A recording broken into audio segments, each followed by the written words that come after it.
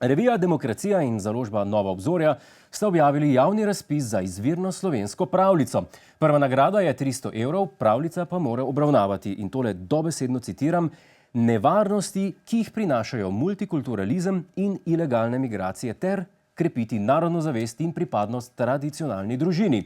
Razpis je že izzval burne odzive na družbenih omrežjih, kaj več o tem pa nam bo povedal naš korespondent Jernej Celec. Dober večer, gospod Celec. Dober večer. Kako ste, povejte? Odlično, pa vi. Ob večerih postanem žalosten in osamljen. Torej, predvidevam, da kot mlad liberalen član družbe ostro nasprotujete razpisu za protimigrantsko slovensko pravljico. V bistvu, gospod Godler, niti malo. Ljudje so se razburili, ker so prebrali, da mora nova slovenska pravljica biti usmerjena proti migrantom in proti tujcem in tujim kulturam, ampak pozabili pa so na najpomembnejše dejstvo. Ki pa je? Da je nagrada 300 evrov. To je zame dosti denarja za par strani teksta. Sem delal že hujše stvari za ta denar. No, ne bom šla v detajle, ampak a se ne bojite, da bomo s takimi pravljicami našim otrokom vcepili strah pred drugačnostjo? Gospod Godler, kje vi živite? Cel namen pravljic je, da prestrašiš otroka. Pravljice namreč učijo otroke, da se lahko zgodijo grozne stvari, če gredo sami v gozd, če se približajo volku ali pa če se preveč zbližajo s svojo mačeho.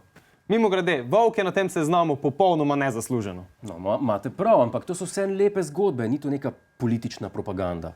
Kaj lepe zgodbe? Ja. Janko in Metka. Starša naženeta otroka od hiše, nato pa jo čarovnica poskuša porediti in pojesti. To je za vas lepa zgodba?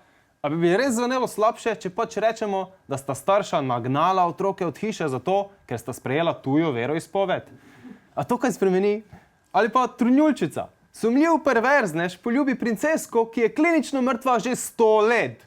A bodo otroci kaj oškodovani, če pač rečemo, da je princeska zaspala, ker ni več mogla gledati mešanja kraljeve slovenske krvi s perzijsko? No, ampak, gospod Celec, če vas jaz prav razumem, vi tega razpisa ne obsojate, ampak bi rad na njem sodelovali.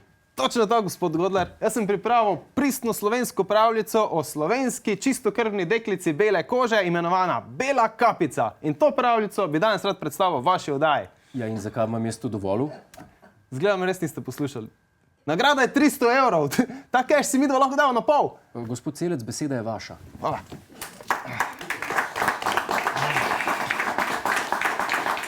Nekoč je v majhni vasici ob Kolpi, obdani z borovci, sadjem in bodečo žico živela Bela kapica.